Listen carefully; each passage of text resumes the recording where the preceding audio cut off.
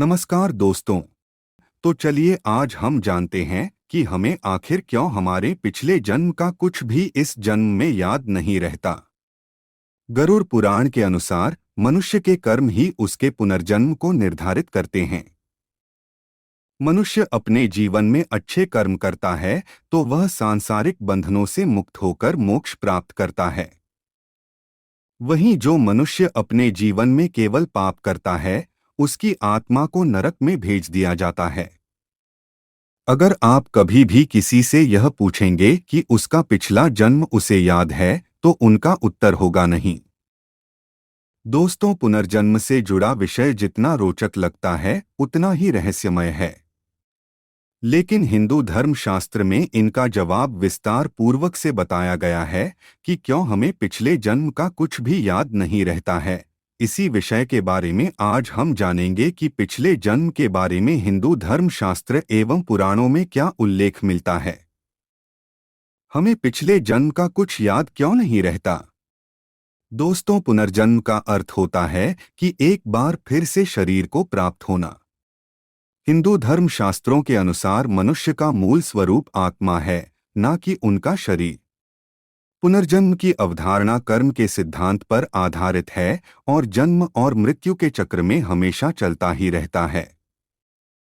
जब तक आत्मा परमात्मा में लीन ना हो जाए तब तक यह चक्र चलता ही रहता है।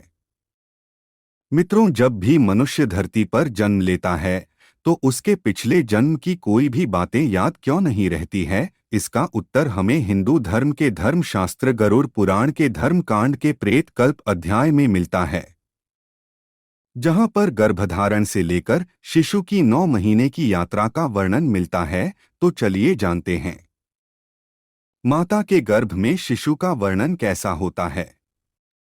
तो दोस्तों, 9 महीने तक शिशु माता की गर्भ में शिशु की हालातों से गुजरता है, यह जानेंगे।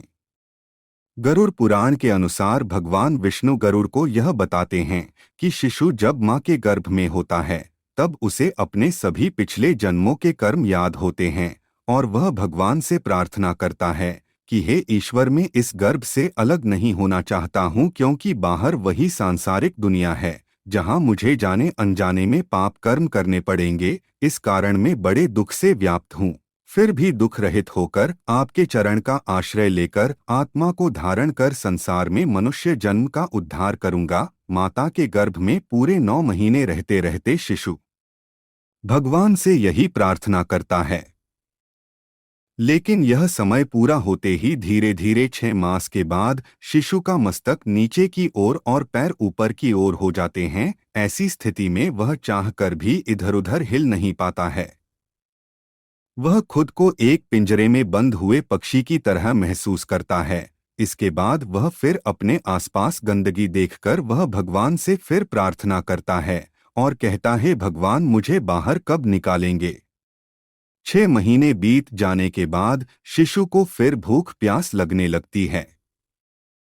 वह अपने जगह बदलने के लायक भी हो जाता है और इस दौरान उसे कष्ट भी होता है। इन कष्टों के कारण वह गर्भ में बेहोश भी हो जाता है। शिशु की माता जो भोजन ग्रहण करती है वही शिशु के लिए भी होता है।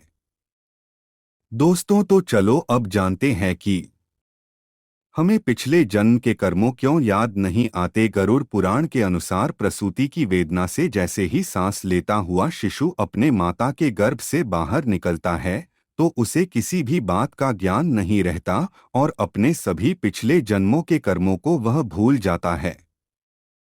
माता के गर्भ से अलग होकर और इस सांसारिक माया की दुनिया में आकर वह ज्ञान रहित हो जाता है। इसी कारण वह अपने जन्म के समय रोता है और उसके बाद भगवान विष्णु पक्षी राज गरुड़ से कहते हैं कि यही कारण है घर में पहुंचकर जो जीवात्मा जैसा चिंतन करती है, शरीरधारी मनुष्य वैसे ही जन्म लेकर बालक, युवा और वृद्ध होता है।